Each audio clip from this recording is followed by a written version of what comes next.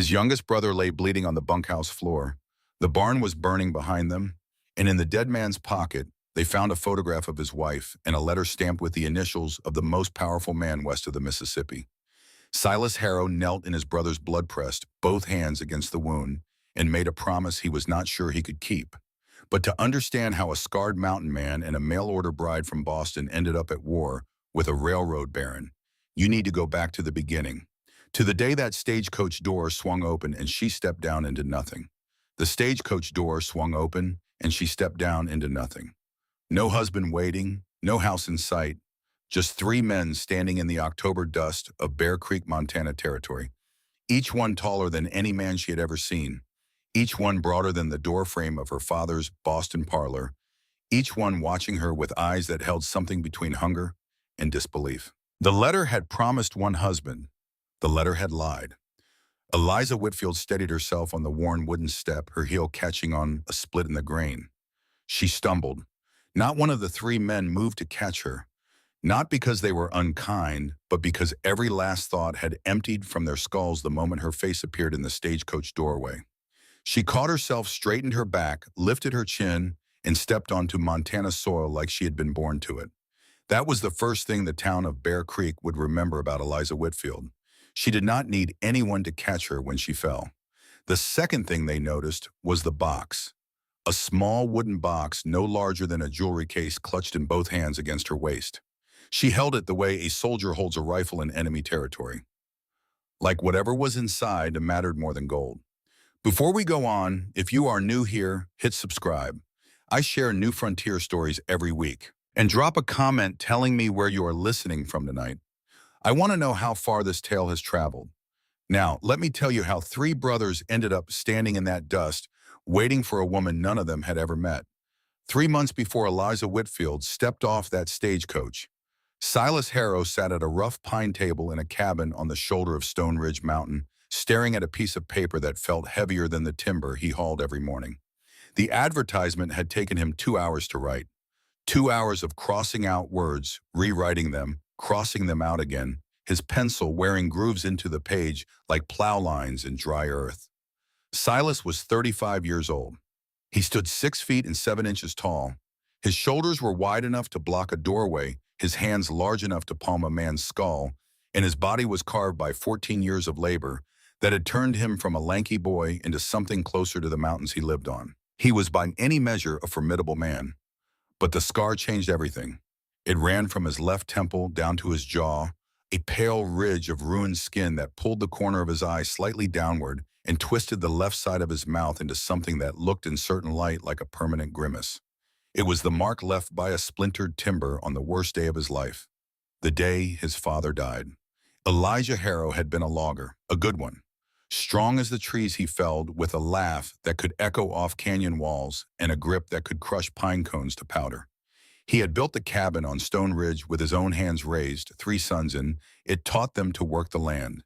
Read the weather shoe a horse, mend a fence. He was the kind of man other men measured themselves against and found themselves wanting. He died on a Tuesday morning in the shadow of a Douglas fir that weighed half a ton. Silas was 21. He was standing 6 feet from his father when the tree shifted the trunk, splintering where the saw had cut too deep, the massive weight of it swinging sideways instead of falling clean. He heard the crack before he saw it move. He lunged for his father, grabbed his arm, pulled with everything he had. It was not enough. The tree came down across Elijah's chest. A shard of bark the size of a man's forearm tore across Silas's face, splitting skin from temple to jade, blinding him with blood. When he wiped his eyes clear, his father was pinned beneath wood that 10 men could not have moved. Elijah Harrow lived for 11 minutes under that tree. Silas held his hand for every one of them. The last thing his father said was 4 words: "Take care of your brothers." Then he was gone. Silas carried that promise the way he carried the scar. Every day, without rest. He buried his father on the ridge behind the cabin where the morning sun hit first. He took over the ranch at 21 with 2 younger brothers who looked at him like he was supposed to know what to do. He did not know. But he learned. He worked. He survived. 4 years later, their mother Ruth died of winter fever. Silas dug that grave too beside his father's in frozen ground that fought every shovel strike. Beck, the youngest, was 18. He stood rigid beside Jonah while Silas stood apart, jaw locked, eyes dry, because someone had to be the one who did not break. That was 10 years ago. 10 years of three brothers alone on a mountain, working cattle, mending fences, chopping wood, eating beans, cooked badly, sleeping in a house that felt emptier with every passing season. 10 years of Silas touching his scar every morning in the mirror and believing with the quiet certainty of a man who has studied the evidence that no woman would ever look at his face and choose to stay. That was why he wrote what he wrote. Three brothers, Mountain Ranch, Montana territory, seek wife. Willing to work hard. Plain appearance preferred. Bride will marry one of three brothers after trial period. Beck had fought him on that line. Plain appearance preferred. The youngest brother had paced the cabin floor, running his fingers through his dark blonde hair, his green gold eyes bright with frustration. Why do you have to write that, Silas? Why do you have to sell us short before she even gets here? Because I do not want anyone coming here with the wrong expectations. Silas had answered, his finger touching the scar without thinking. A pretty woman will take one look at us, at me, and she will be back on that stagecoach before sunset. Jonah, the middle brother, had watched the exchange in silence. Jonah was 31, broad and strong, but softer somehow, with light brown hair and warm hazel eyes, and a neatly trimmed beard that made him look like a preacher or a professor. He had a way with animals that bordered on supernatural. He could calm a spooked horse with his voice gentle a wild Mustang into a halter with nothing but patience and steady hands. But with people, especially women, he turned quiet in a different way. Not shy exactly, more like a man who had decided long ago that observing was safer than speaking. Jonah did not argue about the advertisement. He understood what Beck did not. The words plain appearance preferred were not about the woman. They were about Silas, about a man so convinced of his own unworthiness that he was trying to stack the deck against hope before hope could stack the deck against him. The advertisement went out. 6 weeks later, the letter came back. Dear Mrs. Harrow, I am writing in response to your advertisement. I am 23 years old in good health and willing to work. I understand that the frontier demands strength, and I believe I can meet those demands. I ask only for honesty and respect. If these terms are acceptable, I can arrive by stagecoach in late September. Respectfully, E. Whitfield. Nothing about appearance, nothing about expectations. Handwriting that spoke of education and care. Silas wrote back the same day, then lay awake that night, staring at the ceiling, certain he had just made the biggest mistake of his life. The waiting was worse than the loneliness. Every morning he woke wondering if he had made a terrible error. Every night he lay awake imagining a woman arriving, taking one look at his face, and refusing to even step off the coach. Amos Dawson, the nearest neighbor, a weathered rancher of 50, with a face like cracked leather and a heart like a furnace, had tried to prepare him. Whoever she is, Silas, she answered your ad for a reason. She is probably running from something herself, or she is desperate. So are you. That is what makes it fair. But nothing had prepared him for the moment that stagecoach pulled into Bear Creek on a bright October afternoon. Now here they were, three brothers in the dust of Bear Creek. And the woman stepping off the stagecoach was not plain, she was not practical. She was the kind of beautiful that made every man in Bear Creek forget how to breathe and every woman reach up to fix her own hair. She stood barely 5'3". Her skin was porcelain fair, untouched by sun, the kind of skin that belonged in parlors and portrait studios, not frontier towns where the wind could strip paint off a barn. Her eyes were cornflower blue, large and expressive beneath long dark lashes, and they moved across the three brothers with the calm assessment of someone who had learned long ago to size up danger quickly. Her hair was honey blonde, loose waves catching the October light like spun gold, partially pinned in a modest style that had begun the journey neat and arrived travel-worn and human. Her navy traveling dress was fine fabric fitted, but tasteful, dusty from the road but unmistakably expensive. A small cameo brooch sat at her throat. She was beautiful, and Silas Harrow felt the ground drop out from under him. Not because she was beautiful, because she was beautiful, and he had a scar that split his face like a canyon and hands rough as sandstone, in a cabin made of logs on a mountain where the nearest neighbor was an hour's ride away. His first thought was not hope. It was terror. But Eliza Whitfield did not look at his scar first. She looked at all three of them, her blue eyes moving from face to face, and something in her expression shifted. Not disappointment, not fear, something harder to read. She walked toward them, back straight, chin lifted, hands clasped around the wooden box. Messrs. Harrow. Her voice was clear, educated, Eastern, completely wrong for this place. Silas nodded, jaw tight.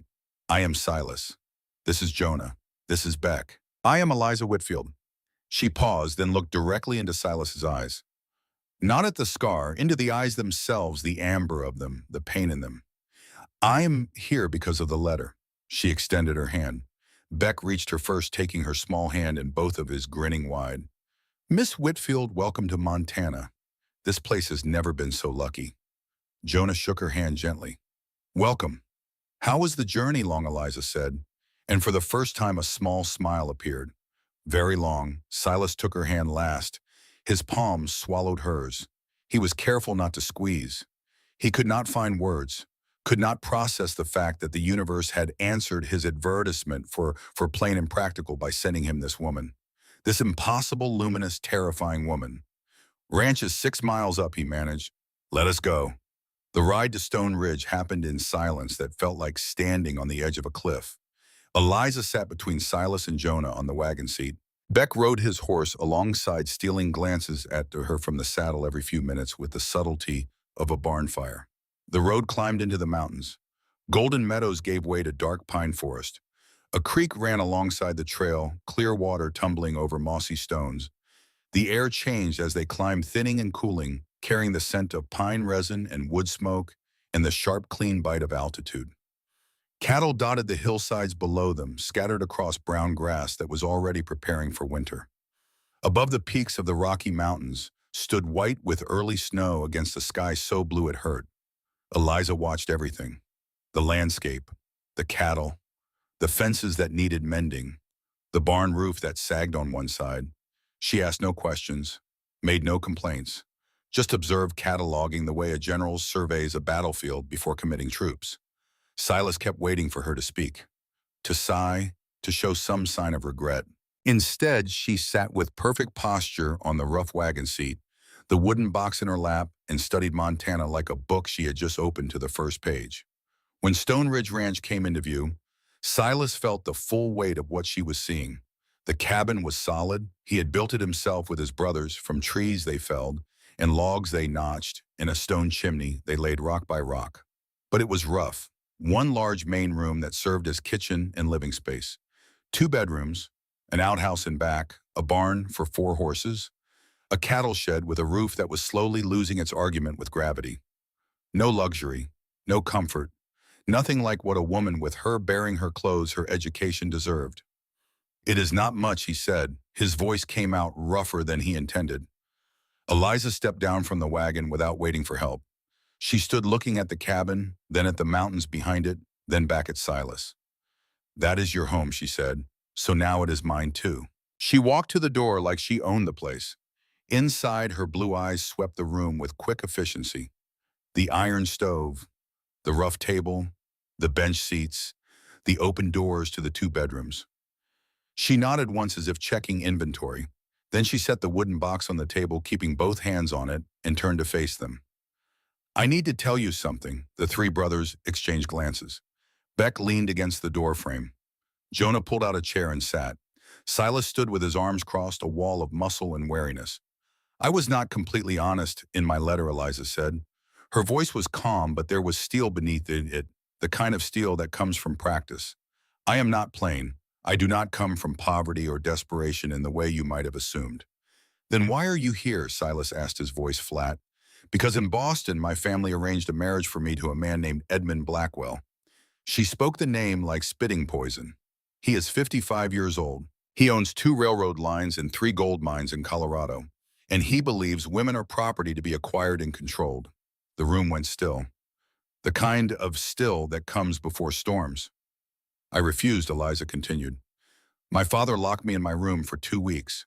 When I escaped, I used money my mother left me to travel west under a different name. Her eyes held Silas's without flinching. My family will come looking for me. Edmund Blackwell will send people. If you let me stay, you are accepting the trouble that comes with me. 3 heartbeats of silence. You should have told us before you came. Silas's voice was cold. Would you have said yes? The honest answer sat between them like a stone. No. Beck stepped forward, eyes bright with something between admiration and excitement. You ran from a railroad baron alone across half the country to come to Montana. You have more guts than most men I know.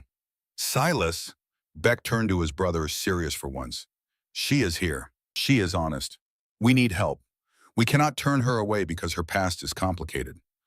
Jonah spoke last. His voice was low and even, carrying the weight of a man who chose every word like he was placing stones in a wall. Silas is right that she should have told us, but Beck is also right. She is here and we need the help. He looked at Eliza. Miss Whitfield, I want to ask you one thing. You chose our advertisement out of how many letters? 17. Why us? 'Cause you wrote 3 brothers. I thought 3 men on a mountain would be harder to intimidate than 1 man alone. Eliza paused. And because you wrote plain appearance preferred. A man who writes that is not looking for a trophy. He is looking for a partner. The honesty of it cut through everything. Jonah nodded slowly, then looked at Silas. Give her a week. Silas looked at Eliza, then at his brothers, then back at Eliza. The part of him that wanted to say no, the part that wanted to put her back on that stagecoach before her trouble, became his trouble, wrestled with another part. The part that noticed the afternoon light through the window falling on her honey blonde hair and felt something crack open in his chest. One week, Silas said finally, you sleep in my room. I sleep out here. Not negotiable. For the first time since stepping off that stagecoach, Eliza smiled. Small, almost invisible, but real. Yes, Mr. Harrow. She disappeared into the bedroom with her wooden box. The door closed. 3 brothers stood looking at each other in silence. What did we just do? Silas asked, his voice close to despair. Beck laughed. We just agreed to protect the most beautiful woman I have ever seen from a railroad baron. Sounds like a normal Tuesday in Montana. Jonah shook his head. Nothing about this is normal, and we should prepare for that. But she did not know what was inside that wooden box she guarded with her life. And when the brothers finally learned the truth, nothing on Stone Ridge would ever be the same. The next morning, Silas woke to the smell of coffee. He sat up from the blanket he had spread on the floor of the main room, disoriented. Eliza stood at the iron stove, already dressed, her hair pinned up in a practical style that looked nothing like the elegant arrangement from yesterday. She wore a simpler dress now, still good fabric, but workable, suited for labor. You are up early, he said. Ranchers start early. She poured coffee into 2 tin cups and brought one on to him. Their fingers brushed during the handoff. Silas pulled his hand back so fast he nearly spilled the coffee. Eliza pretended not to notice. That first day set the pattern. Eliza wanted to see the ranch. Not from the porch, not from a distance. She wanted to walk the fence lines, count the cattle, inspect the barn, examine the root cellar, check the hay stores. She asked questions that surprised Silas with their precision. How many head of cattle when you started 60? Lost them over the winters. Revenue last year? Enough to survive. Enough to survive is not a number.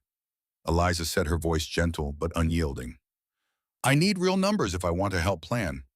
You know about business? Silas asked, unable to hide his surprise. My mother owned a fabric shop before she married my father. She taught me to read ledgers before I learned poetry. Then she died, and my father decided women should not understand money. Jonah, repairing a fence nearby, looked up at Eliza with new eyes. Respect, and perhaps recognition. He too was someone who craved knowledge but had been denied it by circumstance.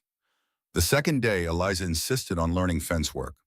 Silas showed her how to check posts for rot by striking them with a hammer. A solid thud meant good wood.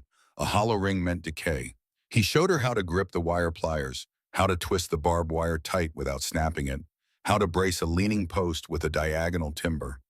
She listened carefully, asked smart questions, and did not complain when the work left her hands raw. By the end of the 3rd day, blisters had formed on both her palms. She hid them until Beck spotted them and called out, Eliza, your hands? Silas looked. The small hands, soft with Boston parlor life just days ago, were red and swollen with fluid-filled welts. You should stop, he said. I will stop when you stop. You do not have to prove anything. I am not proving anything. I am working. There is a difference. She picked up the hammer and went back to the fence. That night, Silas lay on his blanket on the main room floor, staring at the ceiling, and felt something shift and awed him that he could not name. This woman who had stepped off a stagecoach in silk and elegance was out there blistering her hands on barbed wire because she believed she belonged here. And the terrifying thing was, she was starting to make him believe it too. On the fourth evening, something changed. Not between Silas and Eliza, between Silas and Beck. Beck could not help himself. He found reasons to be near Eliza. He showed her how to hold the axe properly by placing his hands over hers. He taught her to saddle a horse by standing close enough that their shoulders touched. He made her laugh with stories about bears and runaway cattle and the time Jonah fell asleep on a horse and rode 3 miles in the wrong direction. Every time Eliza laughed at something Beck said, Silas felt his jaw tighten in a way he did not want to examine, because examining it meant admitting what it was. And admitting what it was meant admitting that the woman he had ordered, plain and practical, had somehow in 4 days of fence mending and coffee making and sunset watching begun to matter. Jonah saw it all. He watched Beck lean too close when teaching Eliza to chop kindling. He watched Silas watch Beck lean too close. He watched Eliza notice both of them watching, and he saw the moment she made her decision quiet and certain days before she spoke it aloud. Jonah had always been the one who observed. It was his gift and his burden. He saw the triangle forming, and he saw exactly where it would break. On the fifth night, Eliza sat at the table with paper and pencil sketching calculations. The barn roof beam was rotting. She had spotted it herself crawling along the timber with the careful attention she gave everything.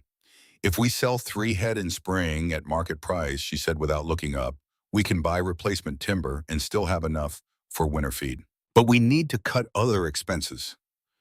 "You said we—" Beck observed, his voice soft. Eliza looked up. "The trial week is not over. But I am here now, and if the roof collapses, it falls on my head the same as yours." "So yes, we—" Silas stared at the page of precise numbers, detailed notes, clear planning. Something inside him shifted again. She was not just beautiful. She was not just brave. She was sharp in a way that could save this ranch. And she was using that sharpness for them. "It could work," he said quietly. Eliza smiled, and Silas felt that dangerous warmth spread through his chest again. The warmth that felt like hope. And hope was the thing that terrified him most in this world, because hope meant there was something to lose. "We are stronger together," Eliza said. The words were simple, but they landed in the silence of that rough cabin like seeds dropped into ready soil, and Silas felt them take root in a place he had believed was barren. The question came on the 6th evening. Amos Dawson had ridden out that afternoon. He found Eliza on the barn roof nailing new shingles while Silas worked below. "Sweet mercy," Amos breathed. "She is actually doing it. She is stronger than she looks," Silas said. "That is not strength, Silas. That is determination." "Are you going to marry her or not?" The question Silas had been avoiding for 6 days. "I do not know if that is fair to her." Fair to her, Amos's patience cracked. "She traveled 1,000 miles. She is on your barn roof in October. Her hands are blistered from your fence wire. What more does she have to do to prove she wants this?" That night, dinner. The 4 of them around the rough table eating stew that Eliza had transformed from simple ingredients into something that actually tasted good. Silas set down his fork. "The trial week ends tomorrow. If you want to stay, we need to talk about the marriage. The advertisement said you would marry one of 3. Silence descended like a dropped curtain. Beck sat straighter, eyes bright. Jonah looked at his plate. Eliza looked at each brother in turn. Beck, warm smile, infectious energy, the kind of man who made rooms brighter just by walking into them. Jonah, calm intelligence, deep kindness, the steady center that held the family together. Silas, scarred face, amber eyes full of pain. He tried to hide rough hands that had carried the weight of this family since he was 21. "I choose Silas," she said. The light went out of Beck's eyes. Not all at once, in stages like a candle guttering. The smile stayed on his mouth, but died everywhere else. "I understand," he said. His voice cracked on the second word, just barely a fracture so small that only someone listening for it would catch it. He pushed back his chair and walked out to the porch. Jonah nodded. He had known. He had watched the way Eliza looked at Silas when the eldest brother was not paying attention. Not at the scar. Through it. To the man beneath. He had seen that look and recognized it for what it was. Silas stared at her. Why me? Because you are the one who wanted to send me away the most. That means you are the most honest. You did not pretend this would be easy. You did not tell me what I wanted to hear. And when you gave me your bedroom that first night and said not negotiable, that was the moment I knew what that you would respect me even when no one required it. That is something I have never had. The wedding was simple. Bear Creek, the circuit judge, less than 5 minutes. Silas's rough voice promising to honor and protect. Eliza's steady voice promising the same. Beck stood as witness, smile on his lips, eyes somewhere else entirely. Jonah stood calm beside them, hazel eyes warm but carrying worry. When the judge pronounced them married, Silas felt like he had stepped off a cliff. Eliza Whitfield now. Eliza Harrow only smiled. This is home now, she said quietly. The words landed in Silas's chest like a stone dropped in still water, sending ripples outward through everything he thought he knew about himself. That night, Beck sat on the porch alone for a long time. Jonah found him there, shoulders slumped, staring at the darkness that pooled between the pines. I am fine, Beck said before Jonah could ask. But his voice said the opposite. Jonah sat beside him without speaking, just being there. That was how Jonah loved, through presence, not words. He poured whiskey into 2 cups and set one in front of his younger brother. Beck drank it in one swallow. Brother Jonah, I think I am beginning to understand.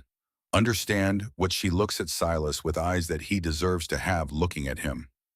I cannot stand between that, and I do not want to. It was the beginning, slow, painful, but real. The wound in Beck's heart started to close. Days passed, then weeks. The rhythm of Stone Ridge settled into something that felt for the first time in 10 years like a family. Eliza cooked meals that turned simple ingredients into warmth. She mended clothes, organized the root cellar, calculated feed costs, and every morning before anyone else woke, she placed a wildflower on the kitchen table. A small bloom. Nothing said about it. Silas never mentioned it either. But every night before he turned down the lamp, he looked at it. One afternoon, Silas was teaching Eliza to split firewood. He stood behind her, his hands on her hands, adjusting her grip on the axe handle. The position brought them close, his chest nearly touching her back. The scent of her hair, wood smoke, and pine soap rose into his face. His pulse quickened. His hands trembled on hers. He stepped back quickly. You have the idea, he said, his voice rougher than he intended. And he walked to the barn without looking back, leaving Eliza standing with the axe and a small smile she did not try to hide. That was how it grew between them. Not through grand declarations, but through the tiny electric moments that neither acknowledged and neither forgot. His hand steadying her elbow on icy ground, her fingers brushing his when passing the coffee pot. The way the air changed between them in small spaces, doorways, narrow paths, the gap between the stove and the table, as if their bodies recognized something their words had not yet found the courage to name. One evening by the fire, when Beck and Jonah had gone to their room, Silas told Eliza about his father's death. The first time he had told anyone outside the family. His voice was low and steady, the way men speak when they are holding something fragile. The words came out one by one, each placed carefully. He was pinned. I was right there. 21 years old. I grabbed his arm, pulled with everything I had, half a ton of timber. I was not strong enough. His finger touched the scar. He held my hand, said, take care of your brothers. Then he was gone. Eliza did not say, I am sorry. She understood that Silas did not need apology. He needed someone to listen. Silence held the room for a long time. The fire popped. The wind leaned against the cabin walls. Then she spoke. You kept your promise. You took care of your brothers, built this house, kept this ranch alive.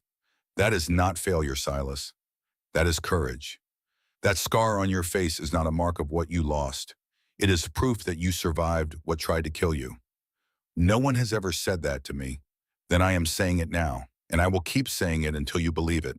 She placed her hand over his, small fingers on rough knuckles.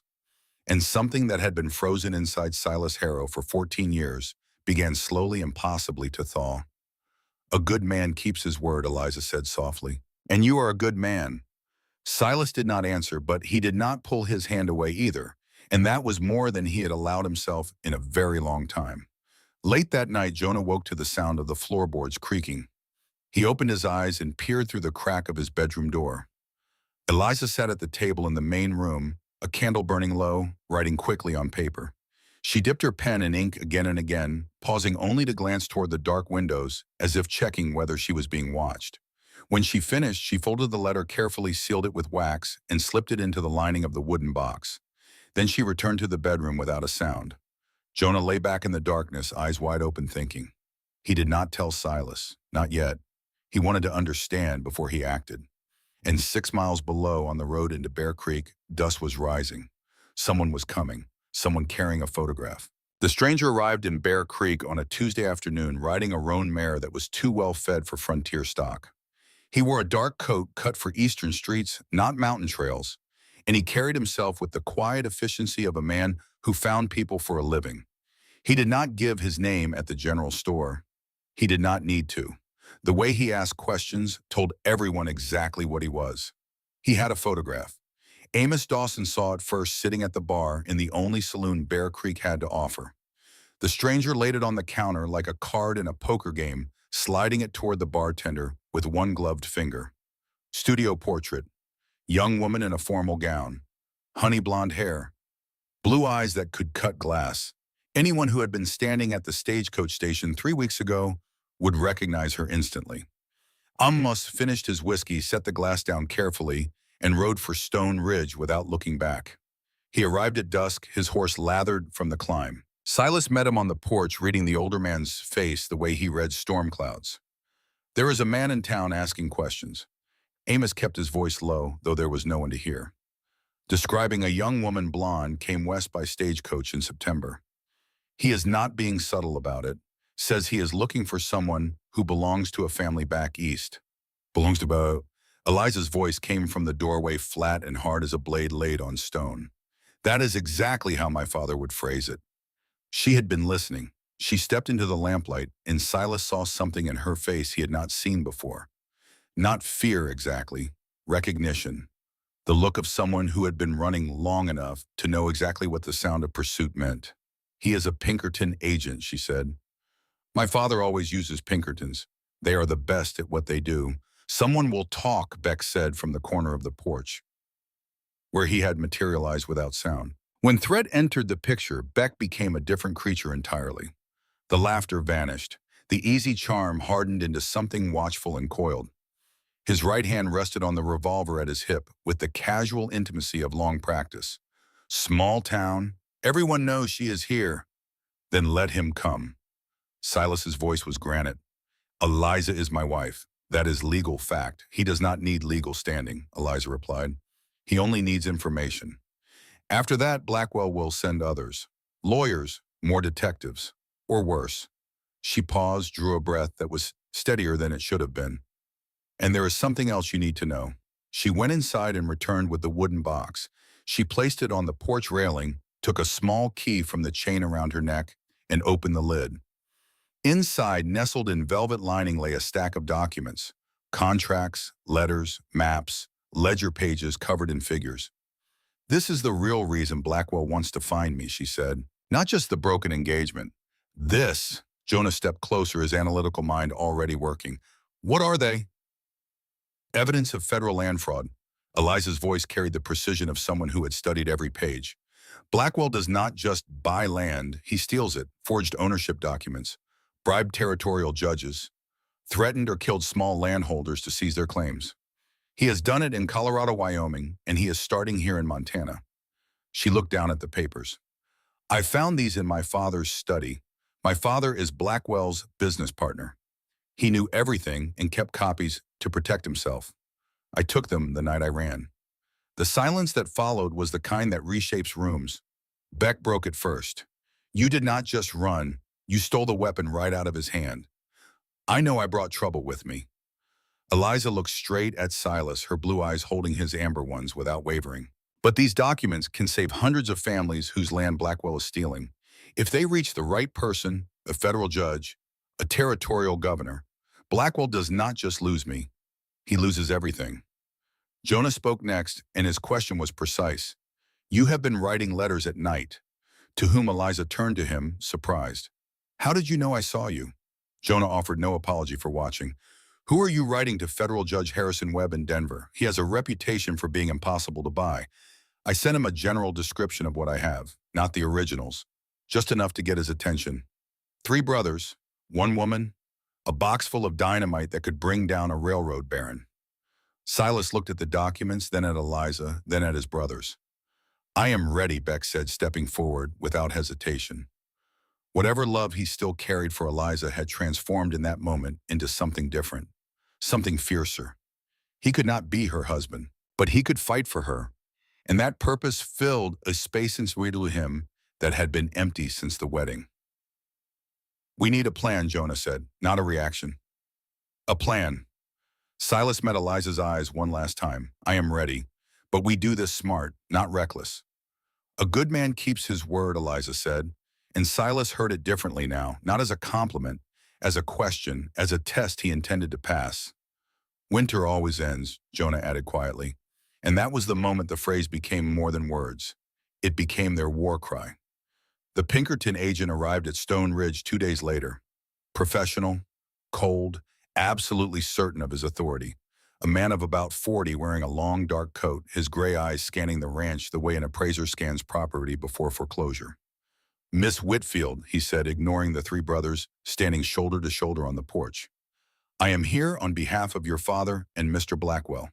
They are very concerned about your well-being. My name is Harrow, and my well-being is excellent. The agent's gaze moved to Silas, pausing on the scar, then sliding down to the rough hands, then past him to the log cabin. His expression said everything his mouth did not. Contempt. For the house. For the man. For the idea that this woman could have chosen this life. She is not going anywhere, Silas said. His voice was low enough that the agent had to lean forward slightly to hear it. That was intentional. Silas had learned long ago that quiet was more dangerous than loud. Beck appeared from the side of the barn with the smooth silence of a cat. His revolver was drawn but not aimed, resting at his side like a natural extension of his arm. 3 against 1, he said pleasantly, and this one can hit a coin at 50 yards. The agent looked at the 3 of them. 3 giants, each one larger than him by 40 pounds or more, a wall of muscle and resolve standing between him and the woman he had come to collect. For the first time, his certainty wavered. I will report that you are being uncooperative, he said, turning his horse. What happens next is on you. He rode away, but Silas saw something in the set of the man's shoulders that told him this was only the beginning. For the next 2 weeks, a kind of uneasy peace held Stone Ridge. Silas hired an extra hand, a young man named Colt Garrett, who said he was from Wyoming and looking for work. Colt was 28, quiet, agreeable, always volunteering for extra hours. He seemed harmless. Jonah noticed that Colt spent more time near the main cabin than his duties required, and more than once he caught the young man looking through the window when Eliza was inside. But Jonah did not speak. He filed the observation away alongside the midnight letters in the wooden box and the Pinkerton agent building a picture whose full shape he could not yet see. During those weeks, the bond between Silas and Eliza deepened in the way that frontier bonds always do. Not through words or romance, but through shared labor. They mended fence together in freezing rain. They hauled water when the creek ran low. They spent a full day re-shingling the barn roof, working in tandem. Silas cutting shingles while Eliza nailed them into place, neither speaking, both moving in a rhythm that felt older than language. One evening, a late October snowstorm swept down from the peaks without warning. The wind hit the cabin like a fist. 3 head of cattle had wandered beyond the north fence, and if they were not brought back before the full storm hit, they would freeze. Silas and Beck saddled up. Eliza appeared at the barn door in her heaviest coat. I am coming. Silas shook his head. Stay inside. I will stop when you stop, she said. The same words she had used about the fence work. The words that had become, without either of them acknowledging it, a kind of vow. They rode out into the storm together, all 3 of them, the snow driving horizontal, the wind stealing breath and visibility. They found the cattle huddled against a rock face 2 miles out and drove them back through drifts that reached Eliza's saddle. She did not complain, did not slow, did not ask for mercy from the mountain. She rode beside Silas through the worst of it, her small frame bent against the wind, her jaw set, her hands steady on the reins. When they finally got the cattle into the shed and stumbled back into the cabin, All three of them soaked and frozen and trembling. Beck shook the snow from his hat and started to laugh. The mail-order bride from Boston just chased cattle in a Montana blizzard, he said, his teeth chattering. I believe that is a first in the history of the territory. They all laughed. The four of them, standing in the main room of the cabin, dripping snowmelt onto the floorboards, laughing together for the first time as a family. And in that laughter, something shifted. The walls came down a little further. The distance shrank. The word home began to mean something it had not meant in a very long time. We are stronger together, Eliza said, wringing water from her hair, and no one argued. Victor Crane arrived 1 week later. If the Pinkerton agent had been a scout, Crane was the Army. Blackwell's personal lawyer. 45 years old, silver, threading through dark hair eyes that calculated the value of everything they touched.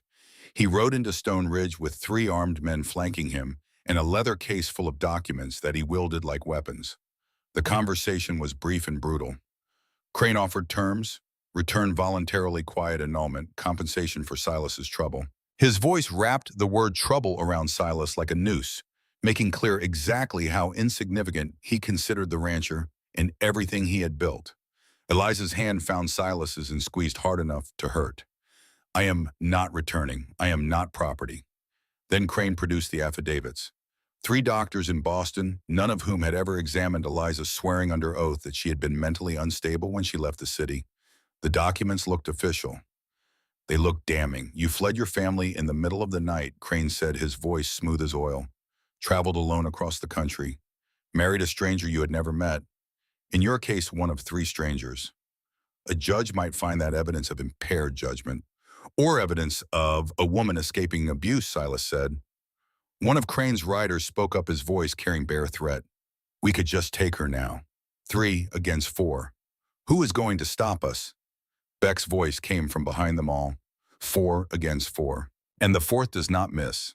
He stood at the corner of the barn, revolver drawn, stance relaxed, eyes cold as creek water in January. The charming boy was gone. In his place stood something that Crane's men recognized instinctively and respected immediately. A man who would pull the trigger without hesitation and lose no sleep over it. Crane backed down. You have 3 days to reconsider. They left dust and dread behind them. That night, sitting across from each other at the kitchen table, Silas and Eliza existed in a silence that held the weight of everything unsaid. The lamp burned low. Outside, wind moved through the pines with a sound like breathing. He offered $15,000, Eliza said quietly. Silas went still. How did you know? Amos told me Crane offered you money when he came here. 15,000. The number hung between them. Enough to rebuild the barn twice over. Enough to buy breeding stock that would transform the herd. Enough to secure the ranch for a decade. More money than Silas would see in 10 years of honest labor. That is a lot of money, Eliza said. It is. Enough to save the ranch, buy new stock, fix everything that is broken. Yes. She turned to face him in the darkness, her hand finding his under the table. Do you want to take it? The question sat between them, honest and terrible. Part of me does, Silas admitted. The part that is terrified you will leave anyway. The part that thinks I am a fool for turning down that much money for a woman who might wake up one day and realize she made a mistake. And the other part knows that if I took that money, I would spend the rest of my life wondering what we could have been. I would wake up every morning in this empty house and remember the woman who made it feel like home. I would look at everything that money bought and know it was not worth what I lost. For the first time, Silas called her by the word he had been holding back since the wedding. Not Miss Whitfield, not Eliza, the word that changed everything. I would rather lose the ranch and have you than keep it all and lose you. That is not rational. But it is true. I am not going to leave, she whispered. And for the first time, she called him by the word she had been holding back too. I am not going to leave you, Silas. They sat in the dark kitchen, hands clasped across the rough pine table, and something settled between them that had been unsettled since the day she arrived. Not passion, not romance, something older and stronger. The quiet recognition of 2 people who had found against all odds the place where they belonged. We built this with our own hands, Eliza said softly. And the words were about more than the cabin. They were about everything they had made together in the weeks since she arrived. The trust, the labor, the slow dissolving of fear. All of it built with their own hands. The attack came 3 days later, exactly when Crane had promised consequences. Silas was checking the south fence line when he noticed the wire had been cut, not broken by weather or animal, cut clean with pliers. The cattle were gone, scattered, deliberately driven out through the gap by someone who wanted Silas far from the barn when the fire started. He smelled the smoke before he saw it. Not campfire smoke, not chimney smoke, the thick black choking smoke of kerosene on dry timber. His barn. He ran, heart slamming, legs churning up the slope. When he crested the rise, he saw Eliza already there, face streaked with soot, hauling water from the well in buckets she could barely lift. Jonah arrived on horseback from the east pasture. Amos and 2 neighboring ranchers followed within the hour. They saved half the structure. The other half was ash and ruin. Beck had been chasing the scattered cattle on the opposite end of the property when he spotted Colt Garrett, the quiet hired hand who always volunteered for extra work, slipping away from behind the burning barn with kerosene on his shirt. "Freeze," Beck shouted, drawing his revolver. Colt spun. In his quarters, Beck found the proof, a photograph of Eliza identical to the one the Pinkerton had carried. An envelope stamped with the initials E.B. Edmund Blackwell. Colt drew a knife. Fast, trained, not the movements of a simple ranch hand. The blade caught Beck's forearm, opening a shallow cut that bled freely. Beck fired. The bullet took Colt in the shoulder, dropping him backward. But Colt was professional. He pulled a pistol from his boot, and fired back. The bullet hit Beck in the right side, just above the hip. He went down. But even falling, Beck kept his revolver trained on Colt and squeezed the trigger again. The second shot took Colt in the leg, ending him. Beck lay on the floor of the bunkhouse, blood spreading through his red shirt, turning it a darker shade, his gun hand steady as stone, waiting for Jonah to arrive and secure the spy. Silas found his youngest brother in a pool of blood and felt his composure, the iron control he had maintained for 14 years, shatter like glass dropped on granite. He dropped to his knees, pressing his hands against the wound, feeling the hot pulse of Beck's life between his fingers. "Do not die. Beck, look at me." Beck grinned through bloody teeth. "Not dying today, big brother. Too stubborn for that." Eliza appeared, white-faced but steady-handed. She tore fabric from her own dress, wrapped it tight around Beck's torso, pressed hard to stop the bleeding. The bullet went through the soft tissue. Did not hit bone or organs. "He will live if we control the bleeding." She knew because she had read enough medical texts to know.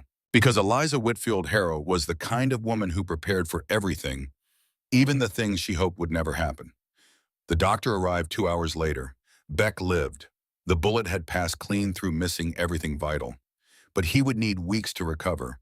Colt Garrett, under Jonah's cold questioning, confessed everything. Blackwell had planted him months before Eliza even arrived, a sleeper agent waiting for the right moment. The fire was a direct order. Destroy the ranch, terrify the woman, recover the box. "Winter always ends," Silas said to Beck that night, sitting beside his brother's bed, gripping his hand the way he had gripped his father's hand under the fallen tree. But this time the words were not about seasons. They were about survival. That night, with the barn still smoldering, and Beck bandaged in bed, and Colt Garrett tied in the locked tack room, waiting for the sheriff, Silas stood on the porch with Eliza beside him, both of them staring into darkness that felt thicker than usual. "He is willing to kill to get those documents back," Eliza said. "He already tried to kill my brother." Silas's voice carried something Eliza had never heard before. Cold fury, deep, patient, more dangerous than any shout. That is the worst mistake of his life. Help came from where they least expected it. Nettie Caldwell, the schoolteacher of Bear Creek, rode out to Stone Ridge alone 2 days after the fire. She was a widow in her 50s, respected throughout the territory for her sharp mind and sharper tongue. She had taught half the children in the valley to read, buried a husband who had been good to her, and built a life on her own terms in a country that did not make that easy for women. "I heard what happened," she said, looking straight at Eliza. "I want to help." Eliza stared at her. "We have barely spoken." "No, but I have watched you. I saw you working beside your husband. Saw you stand tall despite every stare in town. Saw the way you look at him and the way he looks at you." Nettie's voice carried the weight of 3 decades of frontier wisdom. "That is not the behavior of an insane woman. That is the behavior of a woman who knows her own mind." She pulled a letter from her coat. I am writing to the territorial governor. I have known Benjamin Potts for 20 years. He will listen to me. She paused, her eyes sharp. And if that box of yours holds what I think it holds, we are not just defending. We are fighting back. She left the letter and with it the first real hope they had felt since the barn burned. But hope did not last. Amos rode up the next morning with news that turned the cold fury to ice. Crane sent a telegram. Blackwell himself is coming to Bear Creek, bringing a judge 6 armed men and papers declaring Eliza mentally incompetent. How long, Jonah asked, changing Beck's bandages. 3 days, maybe less. Eliza stood, back straight, eyes cold. Then we have 3 days. Edmund Blackwell arrived on the 3rd day with the precision of a man who controlled time itself. He rode a thoroughbred that cost more than the entire town of Bear Creek. His silver hair was immaculately groomed. His gray eyes held the warmth of a frozen lake. Beside him rode Judge Charles Pendleton, a man whose reputation as Blackwell's pocket judge preceded him like a bad smell. Blackwell rode straight up to Stone Ridge as if he already owned it. When he saw Eliza standing on the porch flanked by Silas and Jonah, something moved across his face that was worse than anger. Possession. He looked at her the way a man looks at a stolen painting recovered from a thief. Clara, he said, using her middle name, the name only close family knew. Eliza flinched, but her voice held. My name is Eliza Harrow. Blackwell smiled. The smile did not touch his eyes. I'm here to take you home. Then he looked at Silas for the first time, and the contempt did not even attempt to hide itself. And you are the husband. He said the word like it was a joke. I am. And you are on my land. Land you are about to lose, along with everything else. The confrontation was brief. Blackwell stated his terms. Court hearing tomorrow in Bear Creek, Judge Pendleton presiding. Annulment proceedings. Before he turned his horse, he leaned toward Eliza and spoke quietly enough that only she could hear. I always get what belongs to me, Clara. Always. That night was the longest of Silas's life. He sat with Eliza in the bedroom lamplight, throwing shadows on the log walls. She told him everything, the full truth. I did not run randomly, she said, the wooden box open on her lap. I planned for 6 months. I knew my father would send people. I knew Blackwell would not stop. So I prepared. I researched Judge Webb. I sent copies of evidence to him through a lawyer my mother trusted before I even left Boston. Silas sat down heavily. You planned all of it. The advertisement. Montana, 3 brothers. I chose Montana because Blackwell is expanding here. Evidence is stronger near the crime scene. I chose your advertisement because 3 men on a mountain was the best fortress I could find. Her voice softened. But I did not plan on falling in love with you. That was not in any calculation. You used us. At first, yes, I needed protection and you provided it. But Silas, everything changed. I stepped off that stagecoach and met a man who looked at me with terrified eyes because he thought he was not worthy. And my heart, my foolish heart that never listens to reason, decided that this was where it belonged. Silas stood and walked to the window, his back to her. Silence stretched until Eliza began to fear that this final honesty had broken what all her earlier omissions had built. Are you angry? She whispered. I am angry. Angry that you carried this alone for 6 months. Angry that the world forced a 23-year-old woman to become a war strategist just to live free. He turned back. His amber eyes were bright. But I am not angry at you for loving me. If that is real, it is the truest thing I have ever said. Then we go to Denver, together, and we end this. Eliza pressed her forehead against his chest, and for the first time Silas let his arms close around her. They stood that way in the lamplight, not speaking, just breathing, 2 people who had found each other across 1,000 miles of desperation and were choosing in that quiet moment to stop being afraid. This is home now, Eliza whispered against his shirt. And Silas, holding the woman who had turned his empty cabin into something worth defending, finally believed it. They rode out before dawn, Silas and Eliza on horseback moving south through darkness that smelled of pine and frost and the faint memory of smoke from the barn that was still cooling behind them. Jonah and Beck stood on the porch watching them go. Beck leaned against the doorframe, one hand pressed against the bandage at his side. His face pale in the gray light, but his eyes burning with something that looked like faith. You come back, he said to Eliza. His voice tried for casual and missed by a mile. You hear me? Eliza reached down from the saddle and took his hand. I will come back. I promise, Brother Beck. The word brother landed in Beck's chest and did something that no amount of whiskey or midnight riding or fish-shaped holes in barn walls had managed. It healed. Not completely, not instantly, but the way a bone heals after a clean break, stronger along the fracture line than it was before. He smiled, and for the first time since the wedding, the smile reached his eyes. Jonah said nothing. He simply looked at Silas with those steady hazel eyes and nodded once. Keep the ranch, Silas said. I will, Jonah answered, and both of them understood that the words meant more than cattle and fences. Amos Dawson and two neighboring ranchers stayed at Stone Ridge Rifles, loaded, watching the trail for any sign of Blackwell's men. The ranch was a fortress now. Armed my men on a mountain guarding what the Harrow brothers had built with their own hands. No one was getting through. The journey to Denver took 5 days on horseback and 2 days by rail. Silas had never been on a train.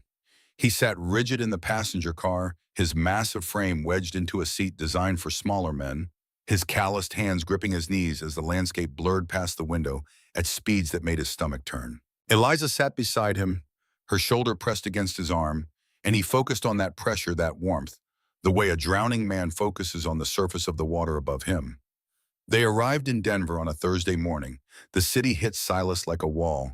Noise, people, buildings stacked 3 and 4 stories high, blocking the sky he was accustomed to seeing from horizon to horizon.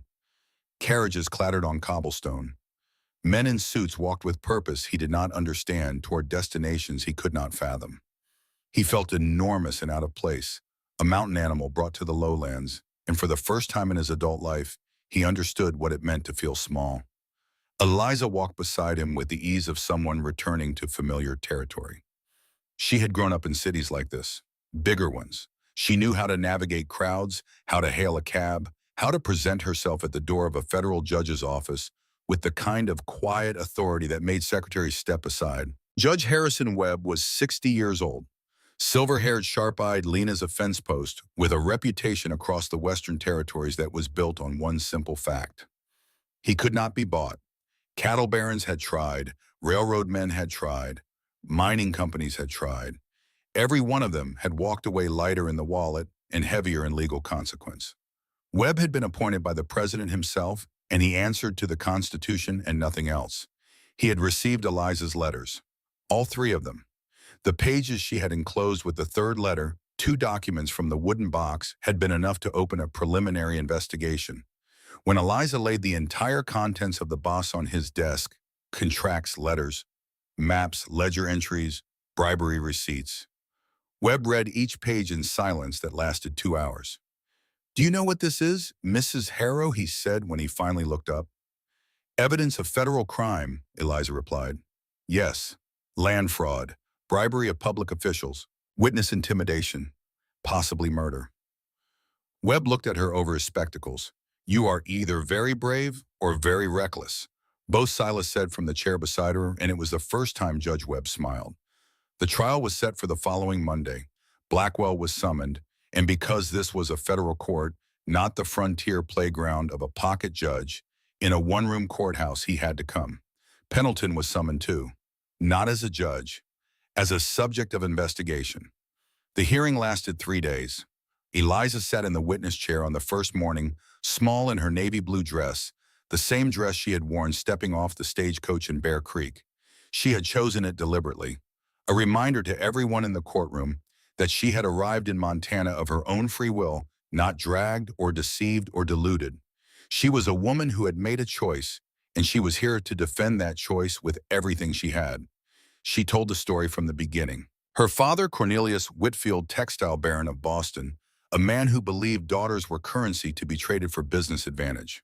Her mother dead at 33, leaving a 10-year-old girl alone with a father who looked at her and saw not a child, but an asset approaching maturity. The arrangement with Blackwell, negotiated over brandy in her father's study while she sat in the next room and listened through the wall. The refusal, the locked room, 2 weeks of captivity and her own home meals slid under the door. The window nailed shut, her father's voice through the oak panels, telling her she would learn to be grateful. The escape, money her mother had hidden in a jewelry box with a false bottom, left there as if Margaret Whitfield had known years before her death that her daughter would one day need to run. The train west under a false name, the advertisement, the stagecoach, the three brothers waiting in the dust of Bear Creek. She told it all without her voice breaking, without her eyes dropping, without a single tremor in the hands that rested on the witness stand railing. 23 years old, facing one of the most powerful men in America across a federal courtroom, and she did not blink. Blackwell sat on the opposite side. His silver hair was perfect. His dark suit was immaculate. His gray eyes watched Eliza with an expression that shifted between cold fury and something worse, the look of a collector watching a prized acquisition being carried away. Victor Crane conducted the defense. He was smooth, relentless, and precise. He attacked Eliza's credibility with surgical skill. He called her a thief, a liar, a mentally unstable woman who had stolen confidential documents and fled across the country in a paranoid delusion. He presented the affidavits from the three Boston doctors. He described her marriage to Silas as evidence of desperation, not love. One of three strangers, he repeated, letting the number hang in the courtroom air like an accusation. On the second day, Silas was called to the stand. He had never been in a courtroom. He had never worn a suit, and the borrowed jacket Eliza had found for him pulled tight across his shoulders and made him feel like a bear stuffed into a mailbag. His hands scarred and calloused from 14 years of labor that had nothing to do with law or money or power, looked enormous resting on the polished wood of the witness stand. The scar on his face seemed to glow under the courtroom's gas lamps. Crane went after him immediately. "Mr. Harrow, do you genuinely believe your wife was of sound mind when she married you? A woman who fled her home, traveled alone, married a stranger she had never met." Silas looked at Crane, then at Eliza, then directly at Judge Webb. "My wife is the sanest person I have ever known." He spoke slowly, each word placed with the same care he used setting fence posts. "She climbed onto my barn roof and nailed new shingles in October. She built a financial plan that saved my ranch from bankruptcy. She rode alone in a snowstorm to round up scattered cattle. She bandaged my brother's gunshot wound with cloth torn from her own dress after the man that Blackwell sent to spy on us tried to kill him." His voice did not rise, did not waver, did not perform. "If that is insanity, then I want everyone on earth to be as insane as she is." The gallery applauded. Webb gavelled for order, but the corner of his mouth twitched upward. On the third afternoon, the ruling came. Webb read it in a voice that carried the weight of a man who had spent 40 years learning to separate truth from money. The marriage between Silas Harrow and Eliza Whitfield Harrow was legal and binding. The petition for annulment was denied in its entirety. The medical affidavits from Boston were declared invalid due to evidence of fraud. A restraining order was issued prohibiting Edmund Blackwell and Cornelius Whitfield from contacting, approaching, or communicating with Eliza Harrow in any form. And critically, a federal investigation into the land dealings of Edmund Blackwell was formally opened based on documentary evidence provided by the petitioner's own witness. Blackwell stood. His face was the color of old snow. Crane tried to restrain him, but Blackwell shook the lawyer's hand off his arm. He looked at Eliza across the courtroom, and the mask he had worn for 60 years of accumulated power slipped for just a moment, revealing something raw beneath. Not defeat, rage. The bottomless rage of a man who had never been told no by anyone in his life and could not process the word even now. "You will regret this," he said. Silas stepped in front of Eliza, blocking Blackwell's line of sight with the full breadth of his body. "You heard the judge. Walk away." Blackwell walked, but the look in his eyes as he passed said what his mouth did not. This was not over. Silas and Eliza left Denver by train carrying the court ruling and the restraining order like shields. 3 days of travel. Eliza pressed against Silas's side, her head on his shoulder, both of them allowing themselves for the first time to believe that the life they were building might actually survive. When they reached Stone Ridge, the belief died. 4 of Blackwell's men had set up camp at the edge of the property, blocking every trail in and out. Not attacking, just squeezing. Siege warfare. Jonah and Beck were trapped in the cabin, with Amos and the neighbors armed but exhausted after 3 days of standoff. The cattle had been driven off the grazing land. Feed stores had been destroyed. He gave the order before he left Denver. Eliza said, her voice flat with recognition. He knew he would lose in court, so he prepared for this. Silas looked at his ranch under siege, his family trapped inside, And something inside him ignited that was not fear and was not rage, but was something older and simpler. Clarity. Stay here, he told Eliza. No, not negotiable. He rode down the mountain alone, straight through the siege line. Tall on his horse, the Winchester across the saddle, his scarred face set in an expression of such absolute calm that the armed men watching him approach felt something shift in their stomachs. He did not sneak. He did not negotiate. He rode directly to the front door of his own home and dismounted. Shoot if you want, he said to the men who had guns trained on him. But if you do 20, Montana ranchers will be here before sunset, and none of you will see morning. They did not shoot, not because of the threat, because of the way he delivered it, without volume, without bravado, with the terrifying peace of a man who had weighed every possible consequence and accepted them all. Inside, he found his brothers. Jonah calm as always, a rifle across his knees. Beck on his feet despite the healing wound, revolver in hand, looking like he had been waiting 3 days for exactly this moment. The next morning, Blackwell came alone. No riders, no lawyer, no judge. Just one silver-haired man on a thoroughbred riding up the mountain trail. In the early light, his dark coat buttoned against the October chill. He dismounted in front of the cabin where Silas and his brothers stood waiting. I came to talk, Blackwell said. No weapons, no lawyers, just me. The conversation was short. Give me the box, I disappear. No more lawyers, no more agents, no more fire. That is my offer. Your offer is worthless, Beck said. Perhaps, but if that evidence reaches Webb, I go to prison. And if I go to prison, 20 families who work for me lose their livelihood. Mines close. Railroad stops. Thousands affected. Blackwell looked at Silas. You can pretend this is just between me and her, but the consequences are larger than either of you. In the silence that followed, Silas almost wavered, because Blackwell was not entirely wrong. Real people would be hurt. Real jobs would vanish. The ripple effects of justice were never clean. Then Eliza appeared from behind the cabin. She had not stayed on the mountain because Eliza Harrow did not stay where she was told when her family was in danger. She carried the wooden box. You want this, she said, walking down the steps to face Blackwell at a distance of 10 feet. Yes, but you do not just want the box. You want me, because I said no. For the first time in your life, a woman said no, and you cannot stand it.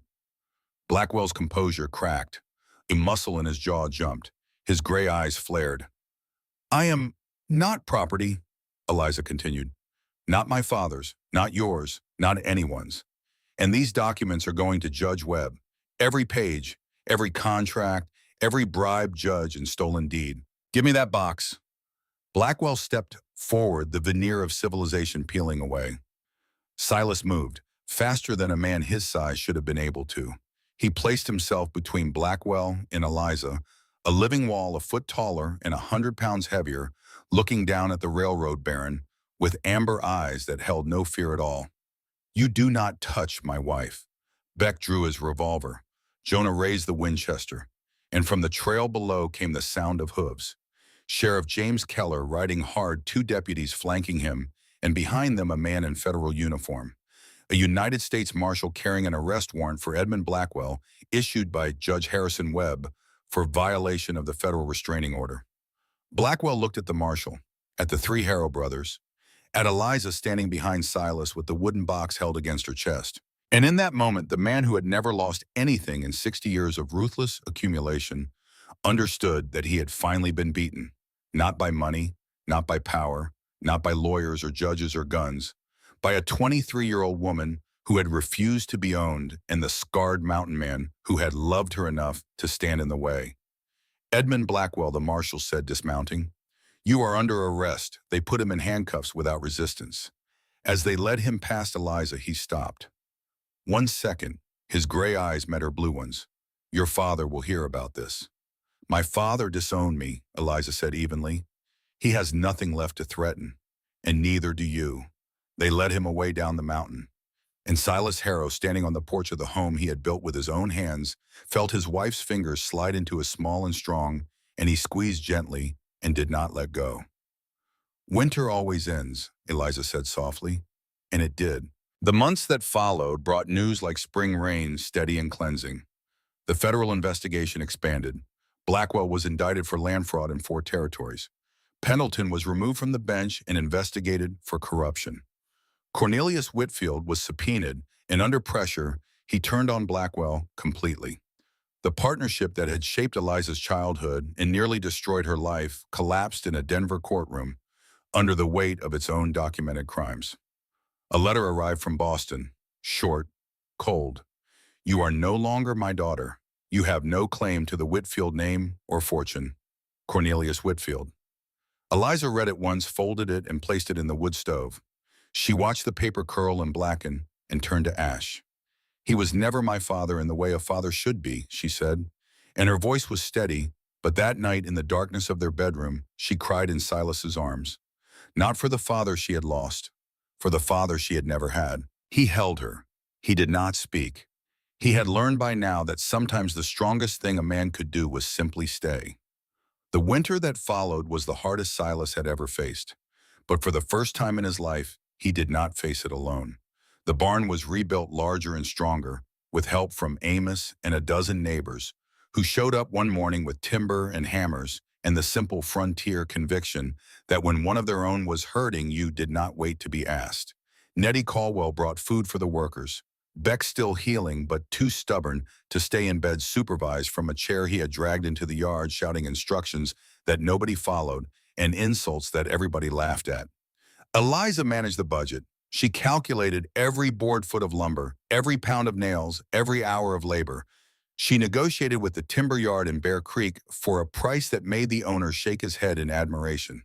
"She is something," he told Amos. "She is a hero," Amos replied, and that was the end of the discussion. When the first blizzard hit, 3 days of wind and snow that turned the world white and silent, the 4 of them sat around the fire in the cabin and talked.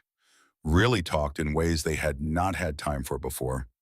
Eliza told them about her mother, Margaret Whitfield, who had owned a fabric shop, who had taught her daughter to count before she taught her to curtsy, who had hidden money in a false-bottom jewelry box, as if she had known years before her death that Eliza would need it. Silas told them about the nightmares. Every night the falling tree. Every night his father's hand in his. Every night the 11 minutes that had defined the rest of his life. "You think you should have died with him?" Eliza said softly. "I think I should have saved him." "You were 21. How were you supposed to stop half a ton of timber? I do not know.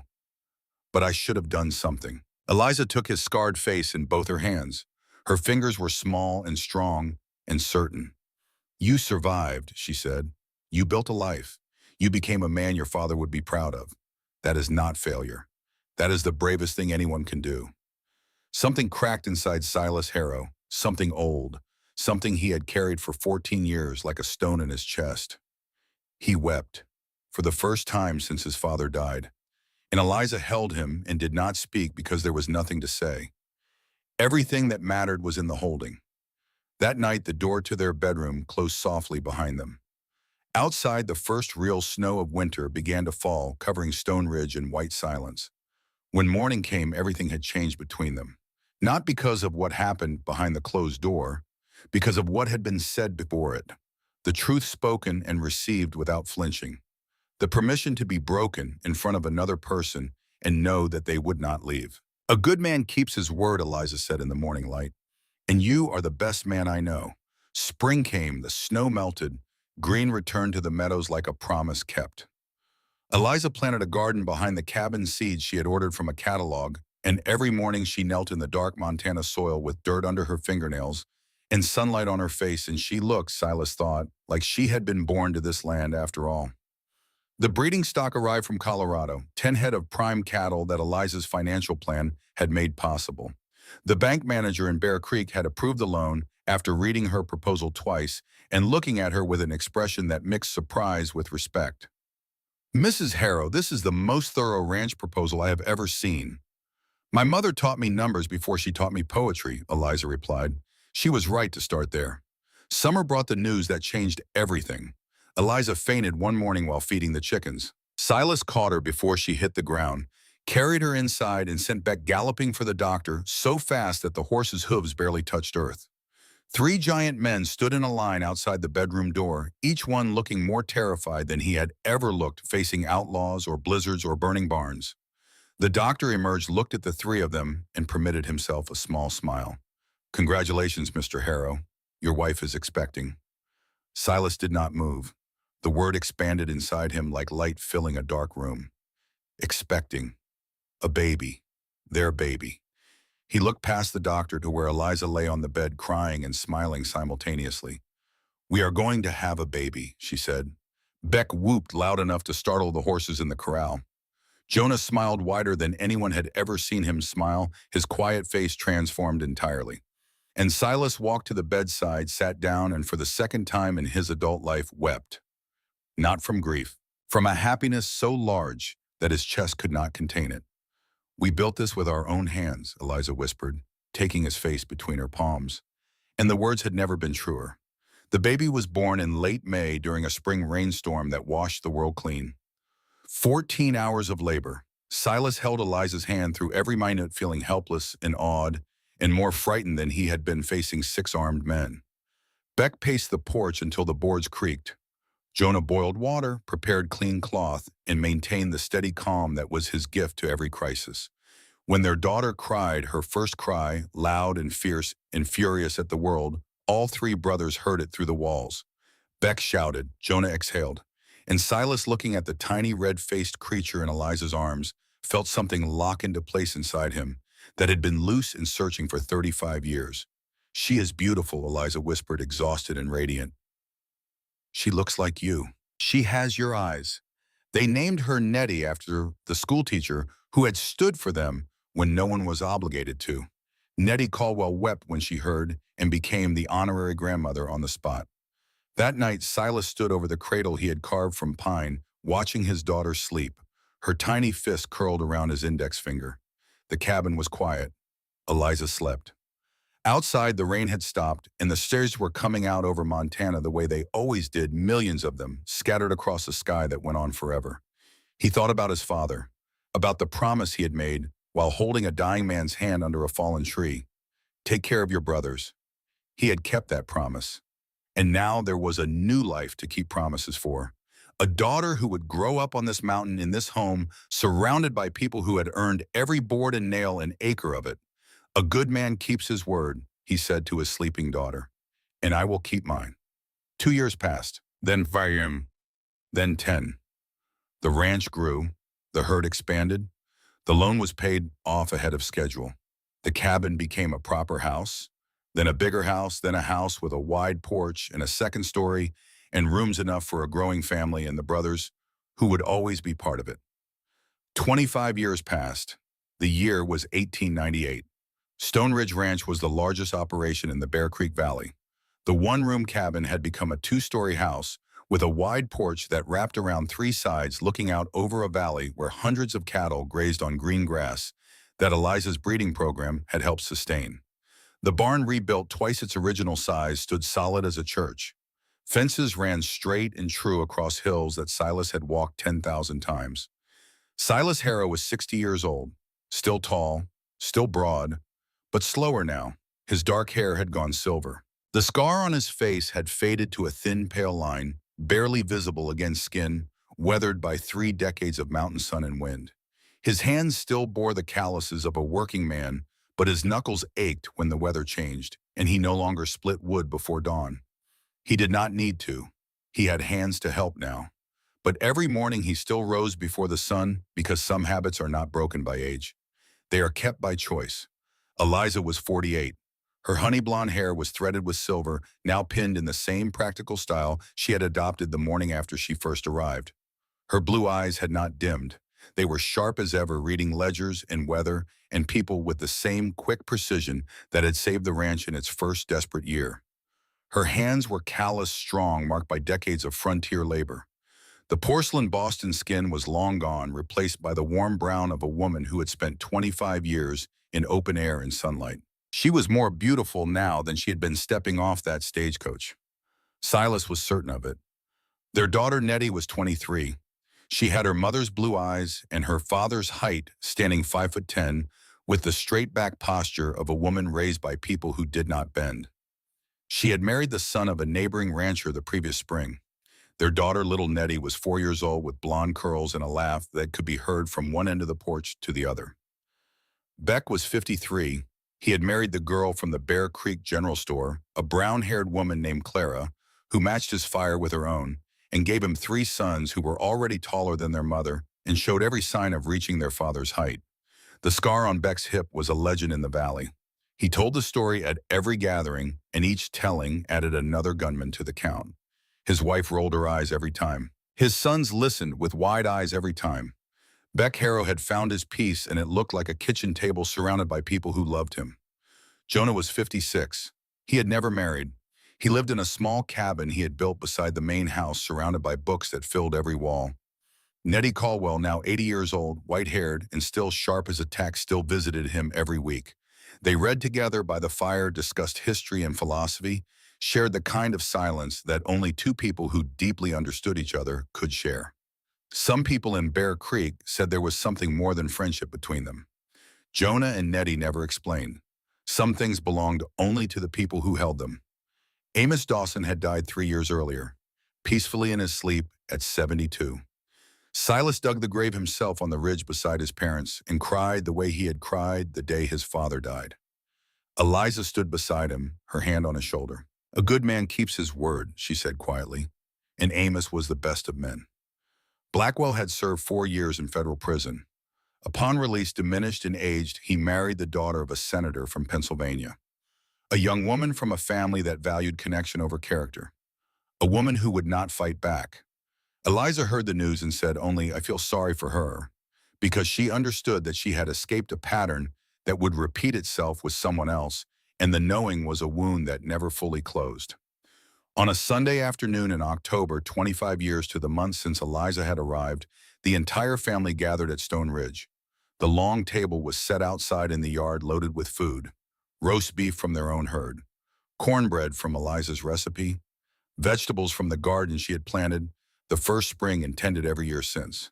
Beck's 3 boys chased little Nettie through the wildflowers that grew along the fence line. Beck told his story, the one about Colt Garrett and the barn fire, and this time there were 8 gunmen and a cavalry charge. Clara shook her head. The boys gasped. Jonah read a poem to the children, his low voice carrying across the yard. Young Nettie and Clara laughed together over something private. The sound of family filled the valley and echoed off the mountains. Silas sat at the head of the table and looked at what surrounded him. 25 years ago, he had written an advertisement asking for plain and practical because he was too afraid, too scarred, too convinced of his own unworthiness to believe he deserved anything more. And the universe had sent him Eliza instead. She had not been what he asked for. She had been what he needed. And in needing her, he had become the man she needed too.